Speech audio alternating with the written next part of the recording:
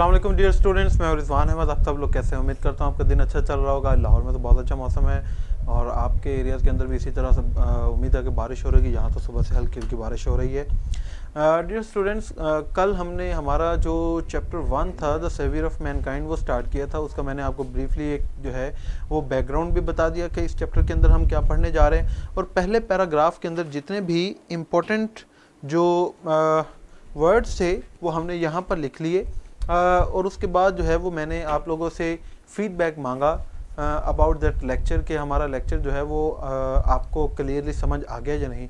लेकिन उस टाइम पे जो है वो इंटरनेट कनेक्शन जो है वो डिसकनेक्ट होने की सूरत में हम एक दूसरे के साथ कांटेक्ट जो है वो नहीं कर पाए। लेकिन मैं आज उम्मीद करता हूँ कि कल का लेक्चर जो है वो आपको पसंद आया होगा, आपने खूब इंजॉय किया होगा और आपको समझ भी आगे होगी। आज उसी को आगे कंटिन्यू करेंगे। आज हम जो है वो हमारा जो पहला चैप्टर है सेवियर ऑफ मैनकाइंड, उसका जो दूसरा पैराग्राफ है वहाँ से हम पढ़ेंगे। पहला पैराग्राफ हमने कल पढ़ लिया और पहले पैराग्राफ के एंड पे जो क्वेश्चन था उसका आंसर भी मैंने आपको यहाँ पर जो है वो लिख कर दे दिया था। अब डियर स्टूडेंट्स, कल जो हमने पढ़ा था उस पैराग्राफ के अंदर बताया गया था कि जो अरेबिया है वो कैसी एक सरजमीन थी। तो वो हमने देखा कि वो एक सहराई सरजमीन है जहाँ सूरज अपनी पूरी आबोताब से चमकता है। लेकिन वो ज़मीन इसलिए खूबसूरत है क्योंकि वो बाकी दुनिया से एक मुख्तलिफ मंजर पेश करती है। और अब सबसे बड़ी बात कि वहाँ पर आप सल्लल्लाहु अलैहि वसल्लम की विलादत जो है वही आप सल्लल्लाहु अलैहि वसल्लम वहाँ पर उस इलाके में तशरीफ़ लाए। तो हमारे लिए सबसे बाबरकत और सबसे खूबसूरत जगह जो है वो वही है। तो वो उस पहले पैराग्राफ के अंदर बताया गया कि किस तरह ये सरज़मीन जो है वो मुख्तलिफ मुसाफिरों और शायरों के लिए भी जो है वो उनके तख़य्युल को तहरीक देने के लिए, उनके तख़य्युल को, उनकी इमेजिनेशन को, उनके ख़यालात को बढ़ाने के लिए भी जो मंजरनामा पेश करती है वो कैसा है कि सितारों भरा आसमान होता है।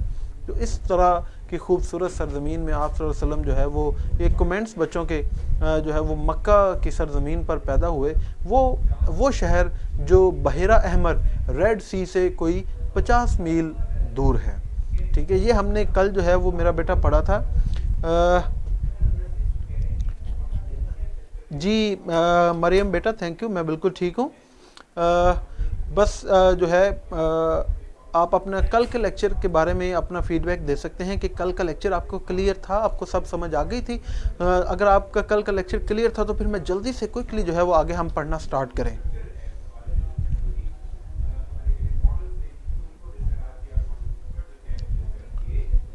ओके, चले डियर स्टूडेंट्स, अब हम अपना जो इस चैप्टर का सेकंड पैराग्राफ है वो स्टार्ट करते हैं। ये सेकंड पैराग्राफ स्टार्ट हो रहा है, the Arabs possessed a remarkable memory and were an eloquent people. The Arabs possess का मतलब होता है ओन, मलकियत रखना। ठीक है, पोजेस ओन, ठीक है, मालिक होना। The Arabs possessed a remarkable का मतलब होता है extraordinary, शानदार। remarkable, ठीक है, amazing भी इसे कहते हैं, गैर मामूली, हैरान कुन।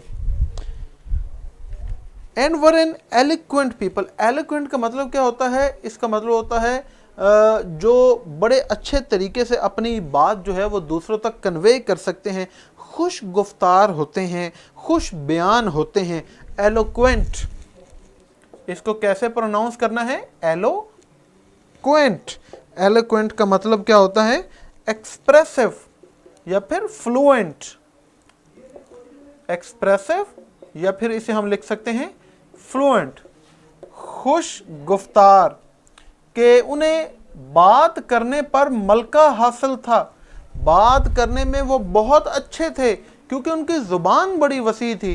तो वो इतनी वसी ज़ुबान, इतनी बेहतरीन ज़ुबान, तो इसीलिए तो अल्लाह ने अपना कलाम भी उस ज़ुबान में, कुरान मजीद जो है वो उस ज़ुबान में उतारा क्योंकि वो ज़ुबान जो है वो बहुत वास्ट है। The Arabs possessed a remarkable memory and were an eloquent people. अहले अरब गैर मामूली हाफजे के मालिक थे, मेमोरी, यादाश्त, और खुश गुफ्तार लोग थे। Their eloquence and memory found expression in their poetry. तो उनकी ये खुश बयानी और हाफजे का इजहार, मेमोरी और उनकी दिमागी सलाहियत का इजहार उनकी शायरी में मिलता है। एलोक्वेंस, फ्लुएंसी, ओरेट्री, ये जो आगे एलोक्वेंस से ही आगे निकला, उसका नाउन एलोक्वेंस, एलोक्वेंस, ओरेट्री, उनका बातचीत करने का अंदाज, उनका बात करने का जो बयान करने का जो तरीका था, their eloquence and memory found expression in their poetry. तो उनकी ये फसाहत या खुश बयानी और उनकी दिमागी सलाहियत का इजहार जो है वो हमें उनकी शायरी के अंदर नज़र आता है। एक्सप्रेशन, एक्सप्रेशन का मतलब होता है तासुर, इजहार। एक्सप्रेशन, इंडिकेशन, इंडिकेट करना, तासुर देना, इजहार करना। ठीक है, तो इसका तासुर, इसका इजहार जो है वो हमें बड़ी आसानी से उनकी शायरी के अंदर भी मिलता है। Every year a fair was held for poetical competitions at ओकाज़। ओकाज़ के मुकाम पर हर साल जो है वो शायरी के मुकाबले हुआ करते थे।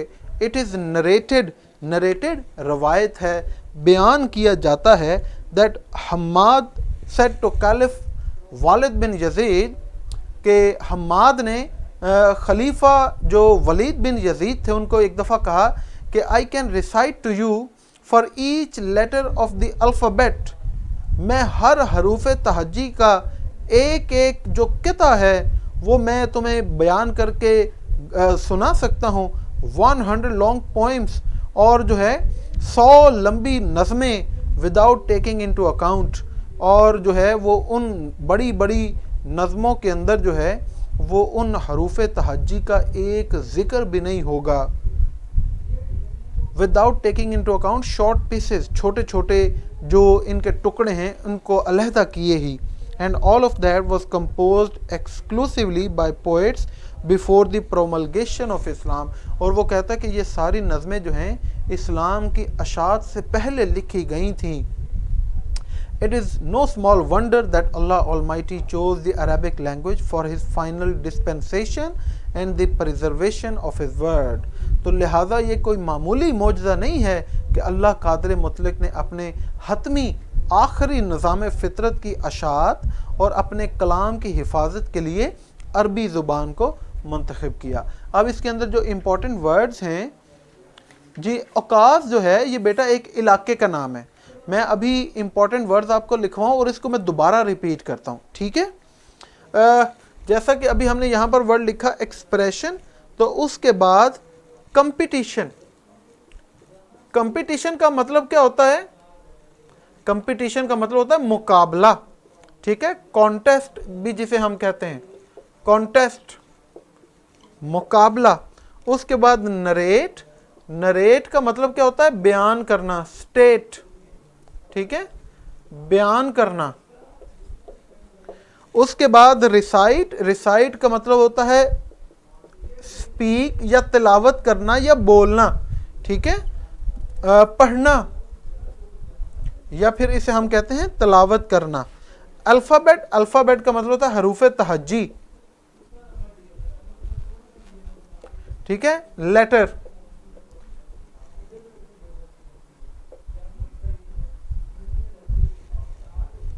उसके बाद कंपोज, कंपोज का मतलब होता है क्रिएटेड, बनाया गया जो, कंपोज, क्रिएटेड, लिखा गया, ठीक है, या जो चीज़ तहरीर हुई, जो लिखी गई। एक्सक्लूसिवली, एक्सक्लूसिवली का मतलब होता है सोलली, या फिर एंटायरली, मुकम्मल तौर पर। एक्सक्लूसिवली का क्या मतलब होता है? मुकम्मल तौर पर। प्रोमलगेशन, प्रोमलगेशन का मतलब होता है इशात, इसे जो है वो हम प्रोक्लेमेशन भी कहते हैं। प्रोक्लेमेशन कि जब किसी चीज का आगाज हुआ हो। वंडर, वंडर का मतलब होता है मोजज़ा या हैरान होना, अमेजमेंट, ठीक है। ताज्जुब, किसी चीज पर ताज्जुब होना, हैरत होना। डिस्पेंसेशन, डिस्पेंसेशन का मतलब होता है किसी पैगाम को आगे पहुंचाना, इसे हम तबलीग भी कह सकते हैं, ठीक है। Spreading of message, spreading of A message, किसी पैगाम का दूसरों तक पहुंचाना। प्रिजर्वेशन, प्रिजर्वेशन का मतलब होता है महफूज करना, किसी चीज को अपने पास महफूज कर लेना, प्रोटेक्ट कर लेना, प्रोटेक्शन, हिफाजत। लो बच्चों, अब ये सारे वर्ड्स जो हैं वो आपको व्हाइट बोर्ड पर लिखे नजर आ रहे होंगे। मैं अभी एक साइड पे हो रहा हूं ताकि आप इसका स्क्रीनशॉट भी मेरा बेटा ले लें और बाद में आपने ये सारे वर्ड्स जो हैं वो नोट करने हैं, ठीक है। अब मैं इस पैराग्राफ को दोबारा पढ़ने लगा हूं, रिपीट करने लगा हूं आप लोगों के लिए। The Arabs possessed a remarkable memory and were an eloquent people। eloquent का मतलब क्या होता है, ये हमने यहाँ पर लिखा, एक्सप्रेसिव, खुश गुफ्तार। अहले अरब जो हैं वो गैर मामूली हाफजे के मालिक थे और खुश गुफ्तार या फसीहुल बयान लोग थे। Their eloquence and memory found expression in their poetry। उनकी खुश बयानी और उनकी दिमागी सलाहियत का इजहार उनकी शायरी में मिलता है। Every year a fair was held for poetical competitions। competition मुकाबला, हमने यहाँ पर ये वर्ड लिखा भी हुआ, ये देखिए, कंपटीशन, कॉन्टेस्ट, मुकाबला। एट ओकाज, ओकाज के मकाम पर हर साल जो है वो शायरी का एक मुकाबला मुनक्कद किया जाता था। इट इज़ नरेटेड, ये बयान किया जाता है, ये कहा जाता है, नरेट, स्पीक से बयान किया जाना, that Hamad said to caliph Walid bin Yazid, कि हमाद ने एक दफ़ा खलीफा वलीद बिन यजीद को कहा कि I can recite to you for each letter of the alphabet 100 long poems, कि मैं तुम्हें हरूफ तहज्जी के हर लफ्ज़ के साथ साथ आपको 100 लंबी नज़में जो हैं वो सुना सकता हूँ, without taking into account short pieces, छोटे किताब को जो है वो गिनती में लाए बगैर। And all of that was compose, और ये सारी चीज़ें कंपोज, क्रिएट, ये भी हमने पीछे लिखा हुआ कि कंपोज, और ये सारी चीज़ें जो हैं वो उस वक़्त बनाई गई, उस वक़्त तहरीर की गई, उस वक़्त लिखी गई, एक्सक्लूसिवली, मुकम्मल तौर पर, एंटायरली बाय पोइट्स, शायरों की जानिब से, बिफोर द प्रोमलगेशन ऑफ इस्लाम, इस्लाम की अशात से पहले ही, कि इस्लाम आने से पहले ही वहाँ पर लोग जो हैं शायरी के हवाले से, ज़ुबान के हवाले से जो है वो कितने काबिल हुआ करते थे। It is know small wonder that Allah almighty chose the Arabic language for his final dispensation, dispensation, spreading of a message. तो लिहाजा ये कोई मामूली मौजज़ा नहीं है कि अल्लाह ने अपने आखिरी उस पैगाम को दूसरों तक पहुँचाने के लिए एक ऐसी ज़ुबान को चुना जो अरबी ज़ुबान थी, and the preservation of his word, और उसने अपनी ज़ुबान को प्रोटेक्ट, हिफाजत करने के लिए, अपने अल्फाज को, अपने पैगाम को महफूज रखने और उस पैगाम को दूसरों तक पहुंचाने के लिए अल्लाह ने अरबी ज़ुबान को चुना, और ये कोई मामूली मौजज़ा नहीं है। जी बेटा, प्रोमलगेशन का मतलब उर्दू में बता दें मरीम बेटा, प्रोमलगेशन का मतलब होता है इशात, जो है वो दूसरों तक पहुँचा। जैसे हम नहीं कहते ये किताब शाया हो गई है, तो एक आइडिया ज़हन में होता है, उसे हम लिखते हैं और उसे हम दूसरों तक पहुंचाते हैं। तो ये आइडिया इस्लाम का, ये अल्लाह ने आप सल्लल्लाहु अलैहि वसल्लम के ऊपर जो है वो उतारा, और फिर आप सल्लल्लाहु अलैहि वसल्लम ने उसकी आगे तबलीग की। ये जो प्रोमलगेशन है, ये उस पैगाम का फैलना, उस पैगाम की अशात होना, उस पैगाम की तबलीग होना, उस पैगाम का दूसरों तक बढ़ जाना, इसे हम कहते हैं प्रोमलगेशन, इशात, ठीक है।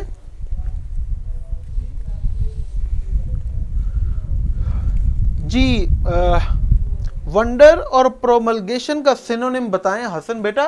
प्रोमलगेशन का सिनोनिम ये देखो मेरा बेटा लिखा हुआ, प्रोक्लेमेशन।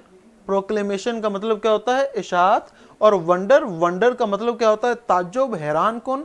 अमेजिंग या अमेजमेंट, कोई चीज़ जो बड़ी अजीब हो, ताज्जुब जिसको अच्छी भी हो, तो ताज्जुब इसको उर्दू में हम कहते हैं, और इसका अंग्रेज़ी में सिनोनिम अमेजमेंट है। मैं अभी साइड पे हूँ, तो आप थोड़ा सा जूम करके आप इसका स्क्रीनशॉट ले लें, ताकि मेरा बेटा जो है वो ये आपको समझ आ जाए और आपने सारे वर्ड्स जो हैं वो अपनी बुक के ऊपर लिख लेने हैं। ठीक है, आपको नज़र आ रहे हैं ये सारे वर्ड्स? और मुझे ये बताएं कि ये जो आज हमने अभी दूसरा पैराग्राफ पढ़ा है ये आपको क्लियर हो गया, समझ आ गई है सबको? अगर इस पैराग्राफ से रिलेटेड मेरा बेटा आपका कोई क्वेश्चन है तो मुझसे क्वेश्चन पूछ लें।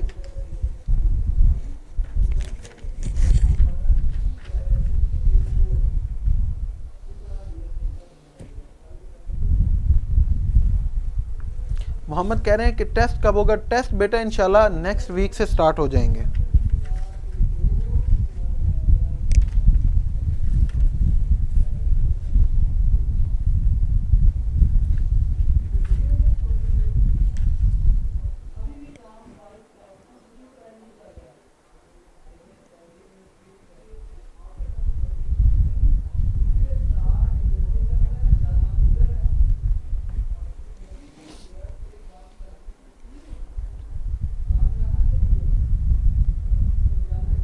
अच्छा जी, मरियम आसिफ कह रहे हैं क्लियर। चलें, अब मैं इन वर्ड्स को मिटाने लगा हूं और इस पैराग्राफ के एंड पे जो मेरा बेटा हमारे पास क्वेश्चन है उसका हम आंसर लिखते हैं।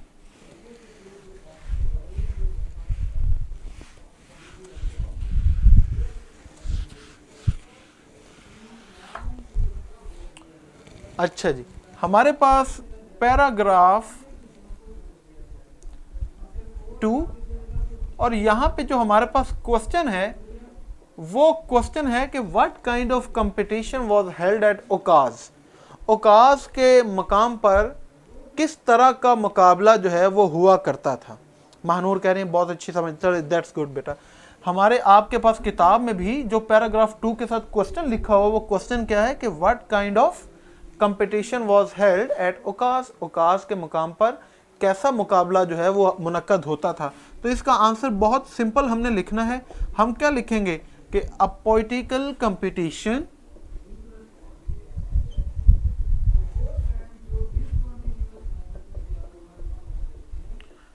used to be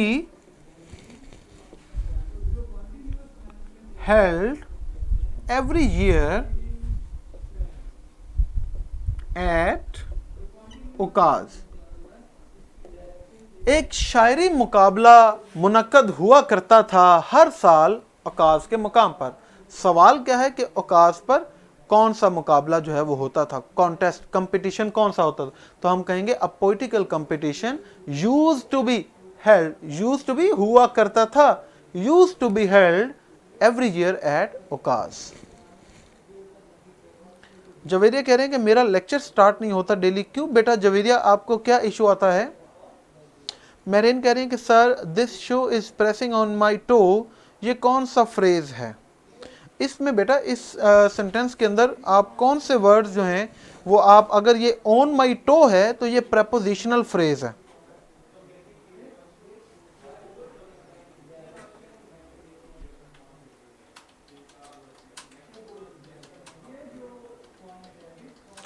इसमें फ्रेज भी यही बनती है ऑन माई टो, तो ये प्रेपोजिशनल फ्रेज बनती है।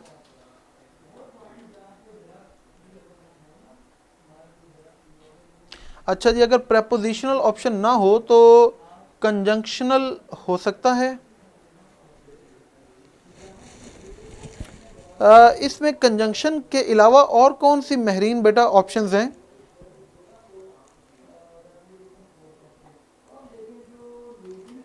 क्योंकि ये कंजंक्शन है नहीं वैसे। अच्छा जी, ये ना कुछ स्टूडेंट कह रही हैं जवेरिया कि मेरा लेक्चर स्टार्ट नहीं होता, तो आप काइंडली जो है वो टीचर असिस्टेंट जो है वो आपको हेल्प कर रही हैं बेटा।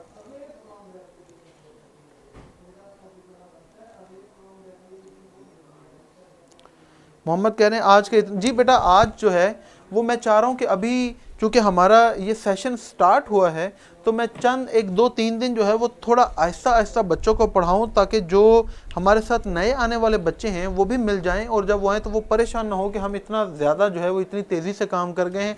एक आधे दिन में इंशाल्लाह फिर हम आगे पढ़ना शुरू कर देंगे, तो फिर ज़्यादा पैराग्राफ्स हम रोज़ाना पढ़ेंगे।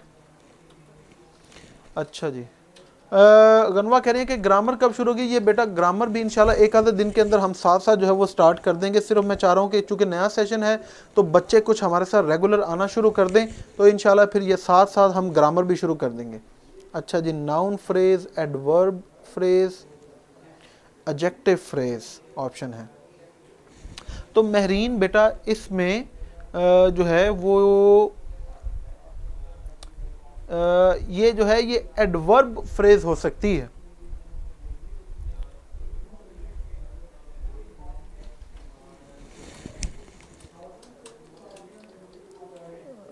मोहम्मद कह रहे हैं कि नाउन फ्रेज जो है वो अगर हम जो प्रेस ऑन है यहाँ पर, ऑन जो है वो जो कि ये वर्ब को मॉडिफाई कर रहा है, उसका मीनिंग चेंज कर रहा है, तो इसलिए हम जो है वो इसे एडवर्बियल फ्रेज कह सकते हैं।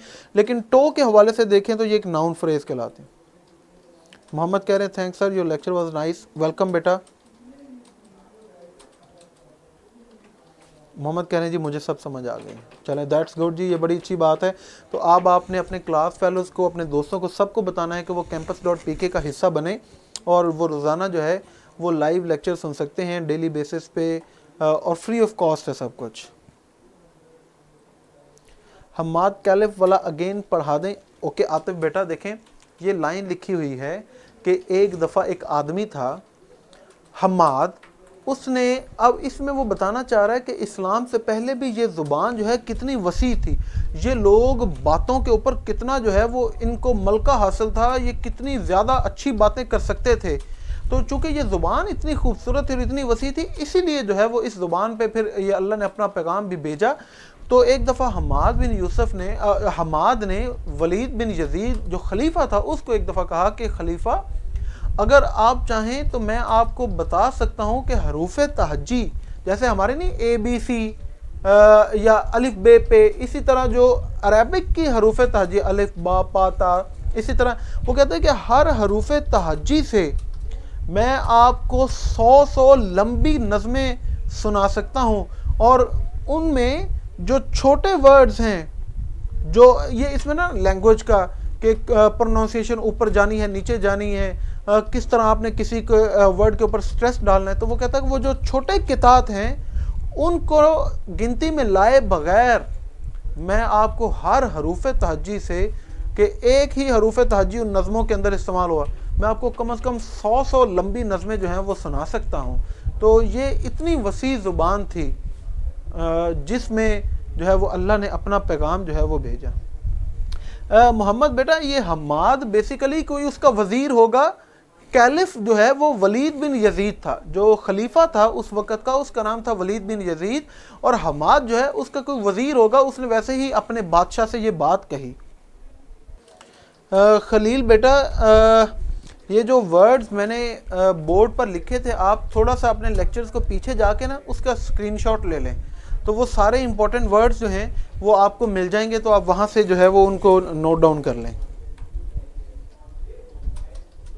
मोहम्मद इसमें जो है वो दोनों ऑप्शंस जो हैं वो इस्तेमाल की जा सकती हैं कि I shall be reading the paper then, या I was reading the paper then, लेकिन जो है वो इसमें ज़्यादा बेहतर जो है वो फ्यूचर टेंस जो है वो इस्तेमाल किया जा सकता है, I shall be reading the paper then. Exercise कब शुरू होगी बेटा? एक्सरसाइज जैसे ही हमारा ये चैप्टर ख़त्म होगा तो उसके साथ हम एक्सरसाइज करेंगे ना।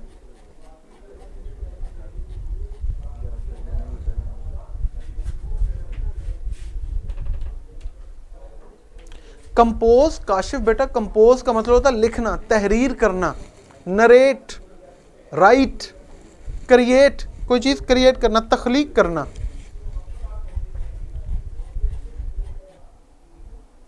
मोहम्मद मोनोटोनस का मतलब होता है बोरियत से भरपूर, अनचेंजिंग, कंटिन्यूस, ठीक है। जब किसी चीज़ में कोई तब्दीली ना आ रही हो और बोरियत होने लगे उसे कहते हैं मोनोटोनस, जिसके अंदर प्लेयर का एलिमेंट बाकी ना रहे। अच्छा ज़ैनब कह रहे हैं आज की बहुत अच्छी समझ आई, थैंक यू सो मच बेटा। चलें आज का लेक्चर हम यहाँ पर वाइंड अप करते हैं, और जाते जाते एक दफ़ा फिर कि अब आप लोगों ने अपने क्लास फेलोज़ को, अपने दोस्तों को कन्विंस करना है कि वो सब लोग जो है वो campus.pk का हिस्सा बने, और उनको आपने बताना है कि कैसे रजिस्टर होना है, कैसे लॉगिन होना है। और जवेरिया कह रही है कि एक दफ़ा फिर पढ़ा दे बेटा, टाइम ख़त्म हो गया। कल इंशाल्लाह जब मैं आऊँगा तो फिर मैं कल का लेक्चर स्टार्ट करने से पहले जो है वो एक दफ़ा फिर मेरा बेटा जो है वो रिवाइज़ कर दूंगा। और उसके अलावा वैसे भी आप इस लेक्चर की रिकॉर्डिंग जो है वो कहीं नहीं जाने वाली, आप इसकी रिकॉर्डिंग भी सुन सकते हैं। तो उस रिकॉर्डिंग में वो सारा लेक्चर जो है वो आप एक दफ़ा दोबारा सुन लेंगे, ठीक है बेटा।